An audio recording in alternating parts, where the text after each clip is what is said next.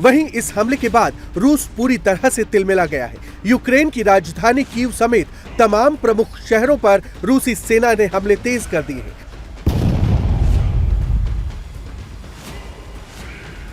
चौबीस घंटे के अंदर ही रूस ने ड्रोन अटैक का बदला ले लिया है। कीव को निशाना बनाकर ताबड़तोड़ हमले किए जा रहे हैं।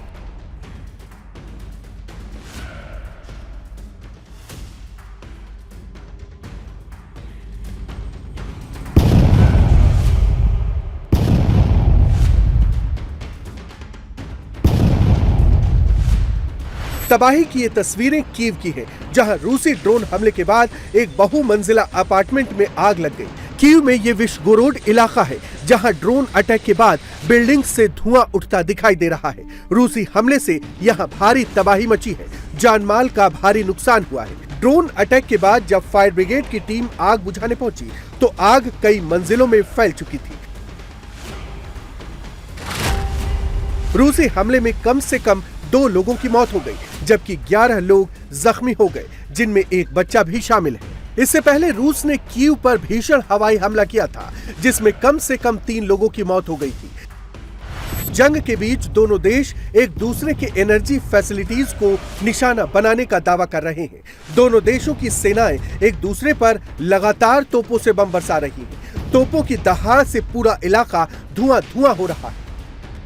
रूसी रक्षा मंत्रालय ने ऐलान किया है कि रूसी क्षेत्र में नागरिक सुविधाओं पर यूक्रेनी सैन्य हमलों का जवाब दिया जा रहा है। रूसी सेना यूक्रेन के सैन्य ठिकानों, औद्योगिक इलाकों और एनर्जी फैसिलिटीज सेंटर्स को निशाना बना रही है।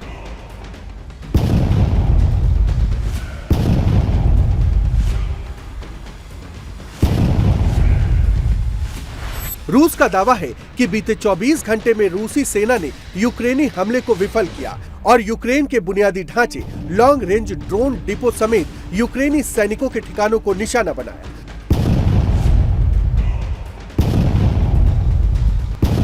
रूस के ताबड़तोड़ हमलों से यूक्रेन घबरा गया है। यूक्रेन के राष्ट्रपति वोलोदिमीर जेलेंस्की ने रूस पर ज्यादती करने का आरोप लगाया है। रूसी मिसाइल और ड्रोन हमलों के बाद काम अभी भी जारी है। ये एक बड़े पैमाने पर हमला था, जिसका मुख्य निशाना एनर्जी फैसिलिटीज थे। रूस अपनी रणनीति नहीं बदल रहा है और सर्दियों से पहले यूक्रेन को इस तरह का दर्द देने की कोशिश कर रहा है। ये जरूरी है कि हम जवाबी कार्रवाई करें। यह जरूरी है कि हम उन्हें मार गिराएं। 19 मिसाइलें मार गिराई गईं, जिनमें बैलिस्टिक मिसाइलें भी शामिल हैं। लगभग 560 ड्रोन भी मार गिराए गए, जिनमें लगभग 300 शाहेड शामिल थे। दुर्भाग्य से सभी ड्रोन नहीं मार गिराए गए और वायु रक्षा को मजबूत करना पहली प्राथमिकता है। तेल टैंकरों पर हमले के बाद रूसी सेना यूक्रेन में जमकर तबाही मचा रही है। सैकड़ों ड्रोन और मिसाइलों से लगातार हमले कर रही है।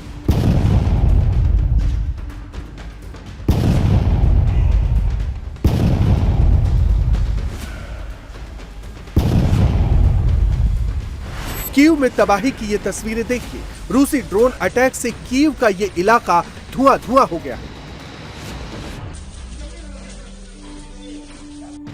कीव के आसमान में सैकड़ों ड्रोन अचानक आते हैं और फिर बमबारी शुरू हो जाती है।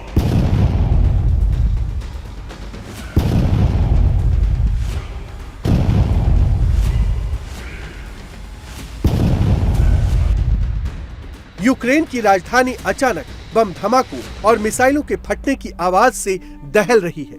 मल्टी स्टोरी इमारतों से आग की लपटें निकलने लगी हैं। बड़े बड़े फ्लैट और रिहायशी इमारतें आग में जलने लगी हैं। चारों तरफ धुआं ही धुआं फैला है। रूस की मिसाइलें जिन इमारतों पर गिरी हैं, वो पूरी तरह से तबाह हो चुकी हैं। मलबे का ढेर बन चुका है।